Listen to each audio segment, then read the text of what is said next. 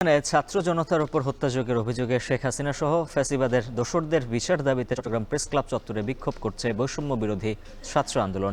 এ বিষয়ে আরো জানাতে সেখান থেকে যুক্ত আছেন সহকর্মী ফয়সাল করিম। ফয়সাল, কি বলছেন আন্দোলনকারীরা, জানাবেন।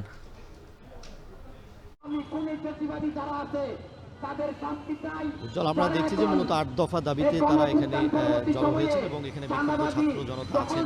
বৈষম্য বিরোধী ছাত্র আন্দোলনের ব্যানারে তারা আজকে এখানে এই বিক্ষোভ সমাবেশ করছেন। মূলত তারা যে ৮ দফা দাবি দিচ্ছেন তাদের মধ্যে অন্যতম হচ্ছে বিগত সরকার যে হত্যাযজ্ঞ চালিয়েছে, রক্তক্ষয়ী যে জুলাই বিপ্লবে ছাত্র জনতার উপর যে হত্যাকাণ্ড চালিয়েছে, যেই হত্যা নির্যাতন চালিয়েছে, সেই নির্যাতনের বিচারের দাবিতে মূলত শেখ হাসিনার ফাঁসির দাবি তারা দিচ্ছেন এবং পাশাপাশি আরও ৭ থেকে ৮টি দাবি কিন্তু তারা এখানে তুলে ধরছেন। এবং আমরা এসব দাবির মধ্যে অন্যতম হচ্ছে শেখ হাসিনাকে দেশে ফিরিয়ে এনে বিচার করার দাবি তারা জানাচ্ছেন এবং দ্রুত বিচার আইনে বিভাগীয় ট্রাইব্যুনাল গঠন করে জুলাই গণঅভ্যুত্থানে ছাত্র জনতার উপর যে হত্যাকাণ্ড হয়েছে তার সাথে যারা প্রত্যক্ষ এবং পরোক্ষভাবে জড়িত ছিল সেই জড়িতদের বিচার করার দাবি তারা জানাচ্ছেন। পাশাপাশি এই জুলাই অভ্যুত্থানের যে ঘোষণাপত্র সেটি যাতে রাষ্ট্রীয়ভাবে যাতে ঘোষণা করা হয় সেই দাবি তারা জানাচ্ছেন। পাশাপাশি বিগত সময়ে যে আওয়ামী লীগের যে হত্যা, গুম এবং খুন ধর্ষণের যে অপরাধ সংগঠিত হয়েছিল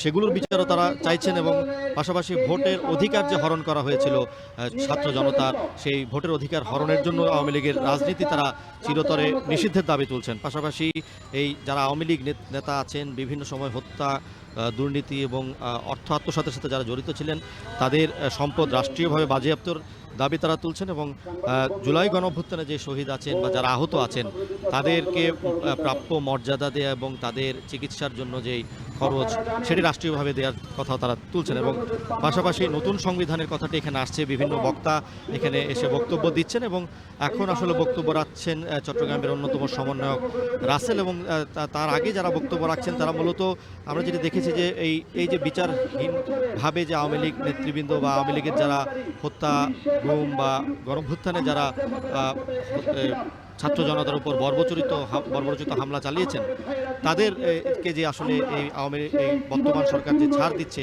সেই ছাড়ের প্রতিবাদ তারা করছেন এবং তারা অবিলম্বে এই যারা এই হত্যাকাণ্ড বা গুম খুনের সাথে জড়িত আওয়ামী ফ্যাসিস্ট সরকারের যেই যারা সরকারি মন্ত্রণালয়ে ছিলেন কিংবা আওয়ামী নেতৃবৃন্দ ছিলেন তাদের যেই ফাঁসি কিংবা তাদের যে শাস্তি সেই শাস্তির দাবি তারা জানাচ্ছেন এবং তাদের কথার মধ্যে যেটি বেরিয়ে আসছে যে আসলে তারা অনেকটাই ক্ষুব্ধ, কারণ 6 মাস পেরিয়ে গেল সরকার অনেক আহতের এখনো চিকিৎসা করেননি কিংবা অনেক হত্যাকারী কিন্তু পালিয়ে যেতে সহায়তা করেছে এই সরকার। সুতরাং সবকিছু মিলিয়ে তারা আজকে এখানে অবস্থান নেবেন এবং তারা জানিয়েছেন যে আজকে বেলা 3টা পর্যন্ত তারা এই প্রেস ক্লাবে অবস্থান নেবেন।